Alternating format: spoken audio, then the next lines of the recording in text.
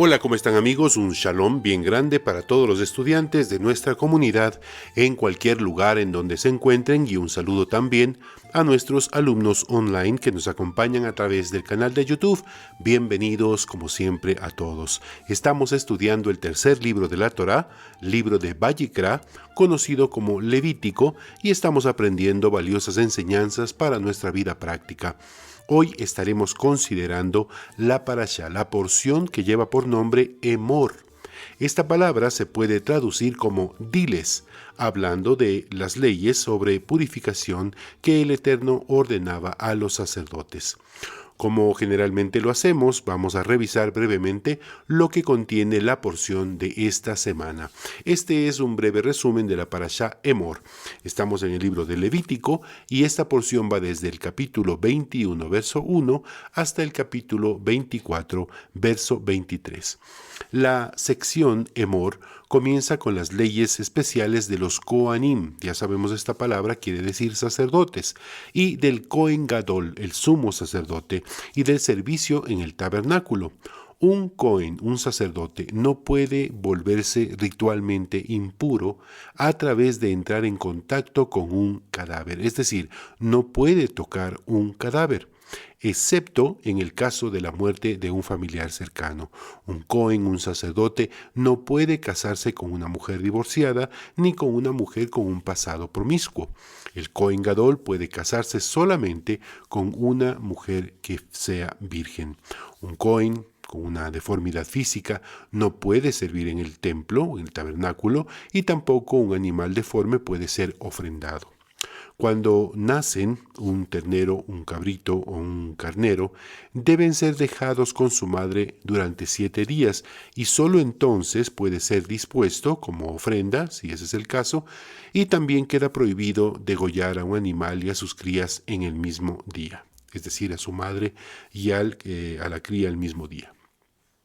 La segunda parte de esta porción Emor nos ofrece una lista de las fiestas anuales del calendario judío, la ofrenda de Pesaj, el 14 de Nisan, el festival de los 7 días de Pesaj, comenzando el 15 de Nisan, la ofrenda de cebada llamada Omer en el segundo día de Pesaj, el comienzo de la cuenta del Omer durante los 49 días, culminando con la fiesta de Shavuot del día 50 y también un recuerdo del sonido del shofar que debe hacer el pueblo judío el 1 de Tisrei, un día solemne de ayuno, el 10 de Tisrei, y el festival de Sukkot, durante el cual los judíos observantes deben vivir en una cabaña durante 7 días y ofrecer las 4 especies, comenzando el 15 de Tisrei.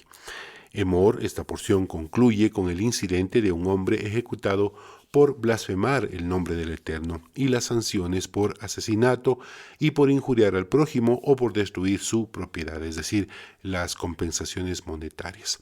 Bien, esto es a breves rasgos lo que contiene la porción que se llama Emor. ¿Cuál es el tema de la reflexión de este estudio? El tema es gestiona tus emociones. Vamos a hacer una pequeña introducción.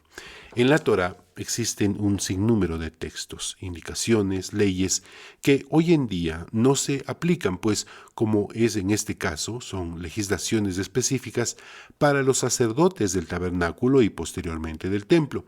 Con la desaparición del templo en el año 70 de nuestra era, ya hemos dicho esto, estos trabajos, por así decirlo, este servicio en el templo no están por el momento en operación. También ya hemos mencionado que para los que practicamos el noajismo no ha sido dada la palabra vosotros seréis para mí, dice el Eterno, un reino de sacerdotes. Esto está en el libro de Shemot, libro de Éxodo, capítulo 19, 6. Así es, estas palabras no son para nosotros, los gentiles temerosos de Dios, los noágiras, los justos de las naciones, pues claramente el verso termina diciendo, estas son las palabras que dirás a los hijos de Israel.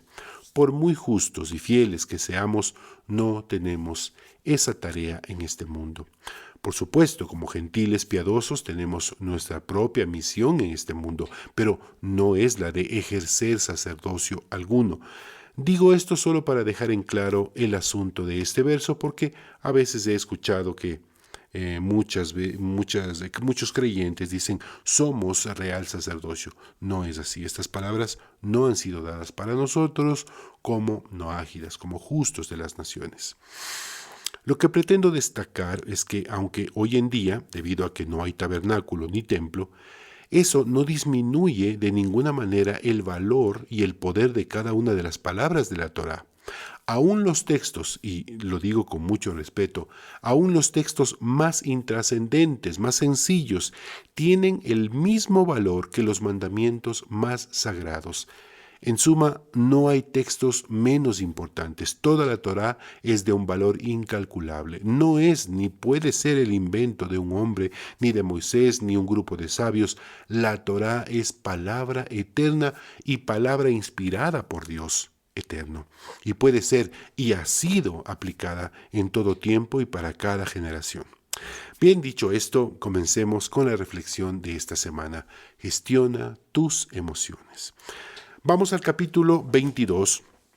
Vamos al capítulo 22 de esta porción Emor, de este libro de Levítico, capítulo 22, versos 26 y 27, de la porción de esta semana, y dice el texto así.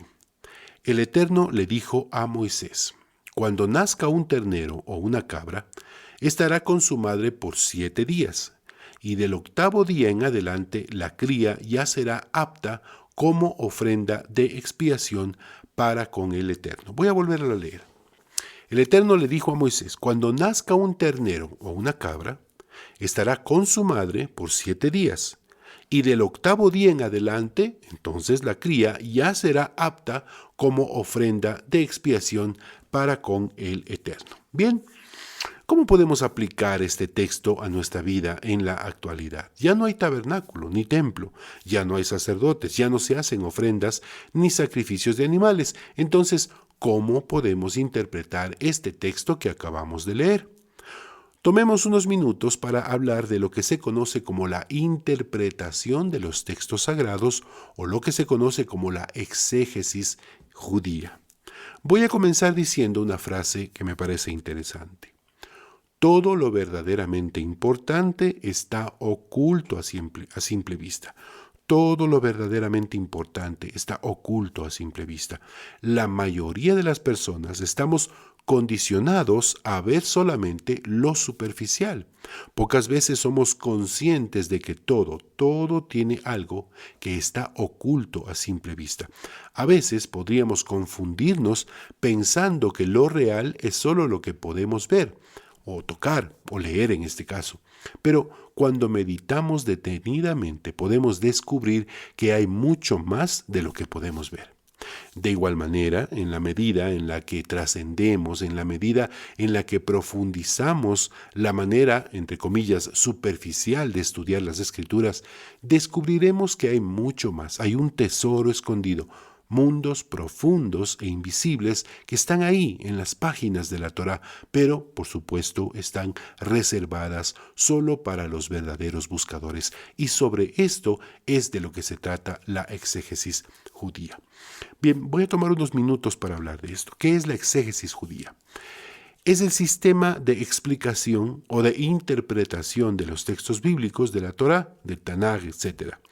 De acuerdo al pensamiento hebreo, y existen, además, un sistema de interpretación también llamado Hasidut. No vamos a hablar de eso esta vez, pero ¿qué quiere decir esto de exégesis? Es una palabra que significa la explicación o la interpretación de algo. En nuestro caso, de los textos bíblicos, de las escrituras sagradas, de la Torá, del Tanaj, y espero que nos alcance el tiempo, como vamos a hacerlo más adelante, de un texto rabínico. Es decir, en síntesis, la exégesis es una palabra que significa la explicación, la interpretación de los textos bíblicos, de las escrituras sagradas. ¿Con qué nombre en hebreo se le conoce a la exégesis judía? Ustedes saben que siempre hablo de algunos temas de los que ustedes quizás en algún momento van a escuchar en otros estudios o con algún otro maestro, y es importante que ustedes conozcan con qué nombre en hebreo se le conoce a la exégesis judía. Bien, se la conoce con el nombre hebreo de Pardés. Así es, Pardés. Esto es un acrónimo. Esta palabra pardés podemos interpretarla como un huerto o un jardín. Déjame explicar esto. Si miramos un jardín a la distancia, no podemos distinguir más que un colorido paisaje. Pero si nos acercamos, descubriremos que lo que parece una indistinguible masa de pasto, en realidad tiene un potencial maravilloso, lleno de hojas hermosas, flores y frutos deliciosos. Si nos aventuramos aún más adentro, vemos que los frutos tienen una piel que los recubre, y si nos esforzamos un poco más y pelamos las capas de piel que tiene cada fruto, descubriremos el alimento delicioso que nos da esa fruta. Así entendemos que lo que parece a simple vista, de lejos, un simple jardín, dentro del mismo contiene una realidad más profunda, contiene capas y capas de cosas maravillosas. Aplicando este mismo concepto a las escrituras sagradas de la Torá, encontraremos que a simple vista a veces parecen simples historias o relatos inspirados, pero si nos esforzamos un poco, descubriremos que las palabras tienen algo más para decirnos, algo que no está textualmente escrito. Si buscamos un poco más profundamente, si consideramos el significado de las palabras o el significado de las letras que componen las palabras, si tomamos en cuenta los valores numéricos de las letras, su ubicación dentro del texto, su significado independiente, su relación con otros textos, etc., descubriremos significados y simbolismos aún más profundos y escondidos. Pardes, entonces, en realidad es, como ya dijimos, un acrónimo, es decir, Pardes está formado por las letras iniciales de 4 palabras que simbolizan 4 niveles de interpretación. Vamos a mencionarlos brevemente. La palabra Pardes, como dije, es un acrónimo, está formado por las letras que definen 4 niveles de interpretación. La primera letra es la P, y corresponde a la palabra peshat. En hebreo, la palabra significa lo simple, lo literal, lo textual. La siguiente letra es remes. En hebreo, la palabra significa lo que se insinúa, lo que sugiere. La siguiente letra es la letra D, de la palabra drash. En hebreo, la palabra significa lo simbólico, es decir, las enseñanzas alegóricas. Y finalmente tenemos la letra S para la palabra sod. En hebreo la palabra significa el secreto, lo que está escondido. No es necesario que sepamos las palabras, las menciono solo porque ese es su nombre en hebreo. La palabra peshat simboliza, como ya dije, el sentido más simple del texto, aquel que salta a la vista tan solo por leer el texto sin pensar demasiado. Vamos a poner un ejemplo. Cuando Adán desobedeció a Dios y comió del árbol del conocimiento, hizo algo que sabía que no debía hacer. Se sintió avergonzado y por eso decidió esconderse. Así lo relata el libro de Bereshit, libro de Génesis, capítulo 3, verso 8 al 10. Dice, y oyeron la voz del eterno Dios que se paseaba en el jardín a la luz del día y se escondieron el hombre y su mujer de la presencia del eterno Dios. Entre los árboles del jardín se escondieron, y llamó el eterno Dios al hombre y le dijo, ¿dónde estás? Y le dijo, tu voz oí, dijo Adán, y tu voz oí en el jardín, y tuve miedo porque estoy desnudo, y me escondí. Bien, de acuerdo con el concepto peshat, con el concepto de lo simple, de lo literal, aquí no dice nada más que eso, que lo literal. Adán se sintió avergonzado y por eso decidió esconderse. Fin, nada más. Pero la palabra peshat se forma por las letras hebreas P, Shin, Tav. Y si reordenamos de otra manera las letras, se formaría la palabra tipesh. Tipesh significa ingenuo, es decir, inocente. Como estudiantes de las Escrituras Sagradas seríamos muy ingenuos, muy inocentes en pensar que los masoretas, los escritores antiguos, incluyeron simplemente, lo digo entre comillas, esta historia sin ninguna otra intención interpretativa. Y de eso es precisamente que se encarga el segundo nivel de interpretación, es decir, los sabios, los intérpretes, los escritores, los compiladores de estas historias, no es que pusieron simplemente, como suelo decir, porque les sobraba papiro, no es que decidieron poner esa historia y con esas palabras específicas porque no encontraban otra manera mejor de describirlo. No es así. Aquí dentro de este texto hay mucha sabiduría, mucho más adentro de este texto. Y de eso precisamente se encarga el segundo nivel de interpretación, el remés. ¿Qué quiere decir remés? Simboliza lo que se insinúa en el texto, lo que infiere el texto. Si reflexionamos en una historia o una palabra de la Torá, es muy probable que eventualmente la misma palabra nos pueda llevar a pensar acerca de algo más profundo. Analicemos nuevamente el texto anterior. Dice que el Eterno se paseaba en el huerto del Edén. Se paseaba en el huerto del Edén. Pregunto, ¿Dios tiene cuerpo? ¿Tiene pies? ¿Puede caminar? No. Entonces, ¿por qué dice la Escritura que el Eterno se paseaba en el huerto? El texto no dice que Adán lo vio, dice que lo escuchó. Ahora, ¿podía escuchar Adán la voz de Dios? Bueno, interpretamos que sí, entendemos que sí. ¿Podemos escuchar nosotros la voz de Dios? Bueno, quizás. ¿Cuál es la intención de incluir estos detalles en este relato bíblico? El texto dice que estaban a la luz del día. Escucha bien esto, estaban a la luz del día, eso dice el texto. ¿Por qué dice esto? Está refiriéndose a la luz. ¿Qué simboliza la luz en las Escrituras? Era de día, así dice, a la luz del día. ¿Cómo se entiende o cómo se debe interpretar un día en las Escrituras? ¿Cómo pudo pensar Adán que podía esconderse a plena luz del día? ¿Qué nos está insinuando todo esto? El texto además dice que Dios preguntó, ¿dónde estás? Así dice el texto. Y Dios preguntó, ¿dónde estás? ¿Es que acaso el eterno Dios que lo sabe todo, no sabía dónde estaba Adán? ¿Puede acaso Adán esconderse de Dios? Quiero que lo pienses de esta manera. La historia de Adán dice literalmente algo que en sí mismo solo nos ofrece una información textual, aparentemente simple. Esto es el Peshat. Pero si miramos un poco más de cerca el texto, si vamos más allá de las simples palabras, esa historia de Adán nos insinúa, nos infiere algo que podríamos descubrir y relacionar directamente con aspectos espirituales de las Escrituras y aplicarlo posiblemente a nuestra vida. Esto es el remés. Y este análisis lo estamos haciendo solo en español. Imagínate en el hebreo original. Entonces, volvamos al texto de la porción de esta semana.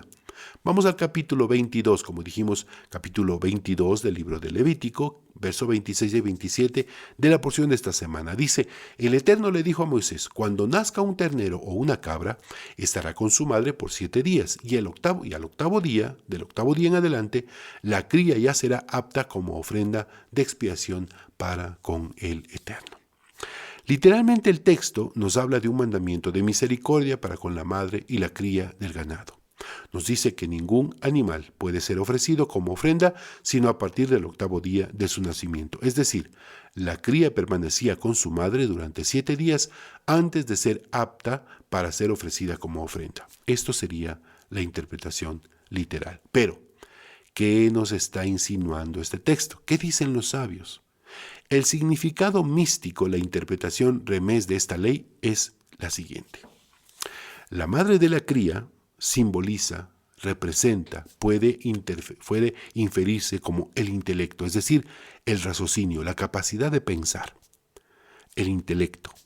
Dado que el intelecto hace nacer a las emociones, cuando el intelecto reconoce lo bueno de algo o de alguien, hace nacer la emoción de alegría por una persona o por un asunto. Cuando reconoce lo poco atractivo o dañino de algo o alguien, hace nacer la emoción de ira o desprecio por tal cosa o persona, y así sucesivamente con todo. Puede parecer algo confuso, pero quiero que por favor me sigas el hilo. El animal, es decir, la cría, simboliza las emociones, dado que los animales son manejados por sus emociones instintivas, es decir, su instinto, en lugar de su intelecto, es decir, su capacidad de pensar, su raciocinio. Cuando nace en nosotros una emoción, debe ser madurada, debe ser procesada, debe ser gestionada por el intelecto. Este proceso tiene lugar a lo largo de 7 días, es decir, un proceso de 7 pasos, uno por cada una de las 7 emociones básicas. Solo después de que las emociones han madurado, han sido procesadas, son aptas para ser ofrendadas a Dios, es decir, merecedoras de volverse parte de la mentalidad de un ser humano o de su servicio a Dios. ¿Qué es lo que estamos diciendo? Lo que estamos diciendo es que cada una de nuestras emociones debe ser puesta en el altar del sacrificio, no sin antes pasar por un proceso de racionalización, de aprender a servir, por poner un ejemplo, no por miedo, sino con alegría, entendiendo por qué hacemos lo que hacemos. Y no estoy diciendo que es imperativo que lo entendamos, pero en lo que respecta a nuestro servicio, por así decirlo, a Dios, aquí hay algunos asuntos que deben quedar claros. ¿Cuál es nuestro servicio a Dios? Es decir, nosotros como gentiles temerosos de Dios, justos de las naciones, no ágidas. Ya dijimos que ser sacerdotes no es un mandato para nosotros. Entonces, ¿cuál es nuestra tarea en este mundo? Bien, lo podemos resumir de esta manera. Debemos vivir de acuerdo a los 7 preceptos universales. No necesitamos nada más. Y la semana pasada hablamos del mandamiento: ama a tu prójimo como te amas a ti mismo, como te amas tú mismo, ¿lo recuerdas? Entonces, vivir de acuerdo a los 7 preceptos universales, eso es lo que nosotros tenemos que hacer como nuestro servicio a Dios. ¿Qué más? Hacer del lugar en el que vivimos un lugar de paz. La semana pasada también hablamos sobre la venganza y el resentimiento. ¿Cómo podemos hacer del lugar en donde vivimos un lugar de paz? Bueno, obrando con misericordia y justicia, cumpliendo con el mandato de amar al prójimo, como si fuéramos nosotros mismos, siendo justos, viviendo con integridad, honrando a Dios con nuestro actuar, etc. Analicemos otro enfoque de este mismo tema. ¿Por qué nuestras emociones son importantes? Bueno, porque somos seres emocionales, no somos autómatas, no somos robots, y generalmente nuestras acciones responden directamente a nuestras emociones. Alguien ha dicho, no somos seres racionales, somos seres emocionales que razonan. Voy a volver a repetir esta frase que me parece interesante. No somos seres racionales, somos seres emocionales que han aprendido a razonar. Y si todo lo que hacemos responde a nuestras emociones, y esto incluye nuestro servicio a Dios y consecuentemente nuestro desempeño diario, es muy importante que conozcamos cuáles son las emociones humanas y de qué manera debemos poner esas emociones en el altar del sacrificio, de la inteligencia, del razonamiento, tal como lo podemos deducir del texto de la porción de esta semana. Pero vamos paso a paso y ya vas a ver a dónde quiero que vaya esta reflexión. Vamos paso a paso. A ver, pongamos unos ejemplos. Los colores primarios tradicionales son 3, rojo, amarillo y azul. Esos son los colores tradicionales, primarios. De estos 3 colores se pueden obtener casi, por no decir todos los demás colores que conocemos. Otro ejemplo, las notas musicales. Do, re, mi, fa, sol, la y si. 7 notas musicales, por lo menos en la música occidental. Y de estas 7 notas musicales podemos obtener toda la música que conocemos. Ahora pregunto, ¿tú sabes cuáles son las 7 emociones humanas? 7 emociones de donde se derivan todos los sentimientos, las emociones secundarias y las acciones subsecuentes. A ver, de los 3 colores podemos obtener todos los colores, o casi todos los colores. De las 7 notas musicales podemos obtener toda la música. De igual manera, de las 7 emociones humanas básicas, podemos obtener todos los sentimientos, las emociones secundarias y, como dije, las acciones subsecuentes. Las 7 emociones humanas básicas son el miedo, la ira, la alegría, la tristeza, el asco, la sorpresa y el desprecio. ¿Y de qué nos sirve saber esto? ¿Qué tiene que ver esto con la porción de esta semana? Bueno, creo que en este punto es preciso mencionar a un personaje de las Escrituras que supo gestionar muy bien sus emociones y aprendió a ponerlas bajo el control de Dios. Escucha lo que este personaje dijo. Oh Eterno, cuánto se han multiplicado mis adversarios. Muchos son los que se levantan contra mí, muchos son los que dicen de mí, no hay para él salvación en Dios. Bueno, podemos notar miedo y tristeza en estas palabras. Continúa el Salmo diciendo, verso 3, mas tú, mi Dios, eres escudo alrededor de mí, mi gloria y el que levanta mi cabeza. Encontramos aquí confianza, una emoción secundaria. Dice el verso 4, con mi voz clamé al Eterno. Nuevamente hay miedo. Y él me respondió desde su monte santo. Yo me acosté y me dormí y desperté, porque mi Dios me sustentaba. Este es un verso muy profundo y si nos alcanza el tiempo, lo analizaremos más detalladamente o en otro momento. Pero Estoy leyendo el Salmo 3, versos del 1 al 5. Veamos otro texto. Dice: respóndeme cuando clamo, oh Dios de mi justicia. Cuando estaba en angustia, tú me confortaste. Ten misericordia de mí y oye mi oración. Y dice el verso 8 de este mismo Salmo, estoy leyendo el Salmo 4. En paz me acostaré y asimismo dormiré, porque solo tú, mi Dios, me haces vivir confiado. David Amelech, el rey David, es un muy buen ejemplo de cómo podemos gestionar apropiadamente nuestras emociones. Porque si no lo hacemos, entonces todas nuestras emociones y nuestra vida van a derivar a algo que se conoce como ansiedad. Y es muy importante que aprendamos a gestionar la ansiedad en nuestras vidas.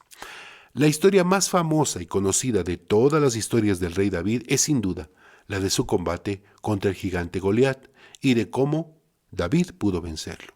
Ahora, simplificando la historia, es la batalla de alguien de tamaño normal contra un gigante. No estoy diciendo que Goliat no era un gigante, pero cuando no gestionamos correctamente nuestras emociones, se produce la ansiedad. Y la ansiedad puede distorsionar la realidad y hacernos ver las cosas más grandes de lo que en realidad son: un terrible gigante frente a un temeroso pastor. Si tu ansiedad se presenta como un gigante indestructible y te hace sentir impotente, solo puedes hacer lo que hizo el humilde pastor. Mira lo que dice este salmo. Voy a leer el Salmo 18. Te amo, oh eterno, fortaleza mía. Dios es mi roca y mi castillo, y es mi libertador. Dios mío, fortaleza mía, en Él confiaré. Es mi escudo y la fuerza de mi salvación, es mi alto refugio. Invocaré su nombre, Hashem, quien es digno de ser alabado, y seré librado de mis enemigos. Voy al verso 31. ¿Quién es poderoso aparte del Eterno? ¿Y qué roca hay fuera de nuestro Dios? Él es quien me ciñe de poder y quien hace perfecto mi camino. Lo primero que debes hacer es desterrar por completo de tu mente y de tu corazón la existencia de ese, entre comillas, gigante. Debes racionalizar tus emociones. Debes someter la ansiedad al conocimiento, al intelecto de las Escrituras. Dice: Dios es mi roca y mi castillo, Dios es mi fortaleza, en Él confiaré, Dios es mi fuerza, Dios es mi escudo, Dios es mi refugio, Dios me ha ceñido de fortaleza para la batalla, dice el verso 39. Gestiona tus emociones, vence la ansiedad, no permitas que las emociones gobiernen tus pensamientos. A medida que la ansiedad crece, se va convirtiendo en un gigante aparentemente invencible, pero sabemos la historia. El gigante fue vencido.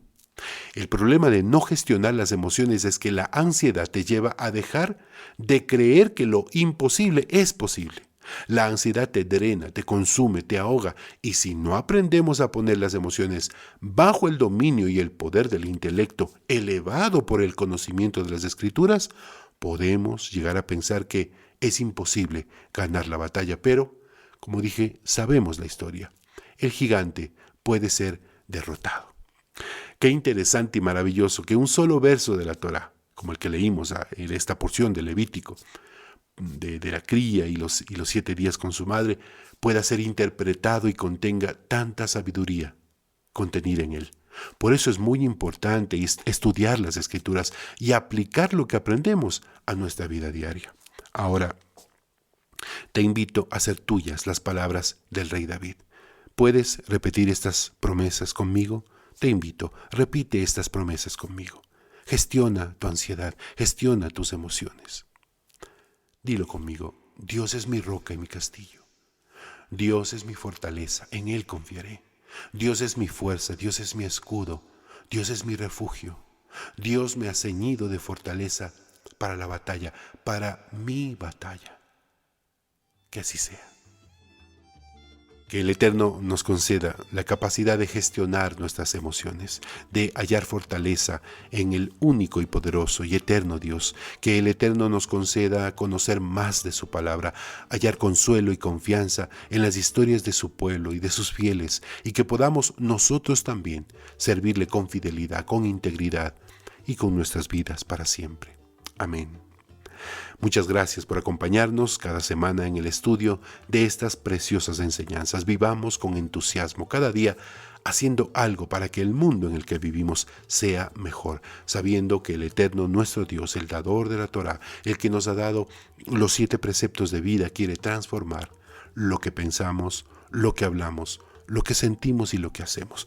Comparte este video con tus amigos y familiares y permite que más y más personas sean instruidos a través de la enseñanza de la bendita Torá. Nos vemos la próxima semana, Be'ezrat Hashem, si el Eterno así lo permite, con una nueva reflexión de la parashá semanal. Hasta entonces, Shalom, Shalom.